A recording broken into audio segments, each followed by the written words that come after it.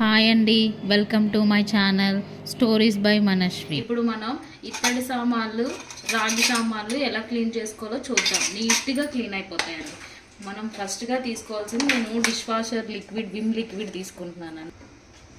Dish washer Vim liquid తీసుకుంటున్నానండి. First మనం Vim liquid కొంచెం వేసుకోవాలి. మన సామాన్లు బట్టి మనం వేసుకుందాం. నెక్స్ట్ దీనిలోకి కొంచెం మనకి బేకింగ్ సోడా దొరుకుతుంది కదండి, వంట సోడా, అది జస్ట్ 1/2 టేబుల్ స్పూన్ వేసుకోవాలండి. వేసుకొని బాగా మిక్స్ చేయాలండి.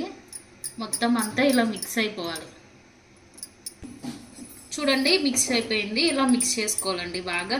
ఇంకా మీకు జిడ్డుగా ఉన్నాయంటే కొంచెం నిమ్మకాయ పిండుకుంటే ఇంకా బాగా క్లీన్ అయిపోతుంది. దేవుడి సామాన్లు క్లీనింగ్కి మనం ఒక స్క్రబ్బర్ పెట్టుకోండి. ఆ స్క్రబ్బర్ అలా యూజ్ చేసుకుంటూ ఉండండి. నేను ఫస్ట్ ఇప్పుడు ఇదిలోంచి ఈ దీపం కుందుని క్లీన్ చేసుకున్నాను. జస్ట్ మీరు ఏం చేయక్కర్లేదు. జస్ట్ ఇది ఇలా అప్లై చేసి ఎక్కువ రబ్ చేయక్కర్లేదు. మామూలుగా రబ్ చేసుకొని చూడండి ఎంత బాగా క్లీన్ అయిపోయి తెల్లగా మెరుస్తుంది. అలా కొంచెం ఇలా పామి మీకు ఇంకొంచెం ఇంకా వీలుగా ఉండాలంటే సాఫ్ట్ టూత్ బ్రష్ తీసుకోండి, కొత్తది.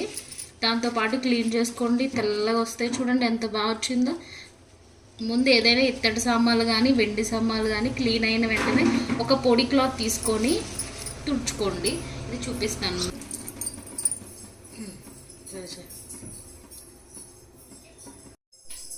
చూడండి కొత్త వాటిలో ఎలా తెల్లగా వచ్చిందో. ముందు మనం ఇలా క్లీన్ చేసిన వెంటనే ఒక పొడి క్లాత్ తీసుకొని నీట్గా శుభ్రం చేసుకోవాలి. దీన్ని ఇలా నీట్గా పొడి బట్ట తీసుకొని నీట్గా తుడుచుకోవాలండి. వాటర్ అంతా డ్రై అయిపోయేటట్టు. అయిపోయిందండి. చూడండి కొత్త వాటిలో ఎలా మెరిసిపోతుందో. ఇలా ట్రై చేయండి. Please subscribe my channel. Thank you.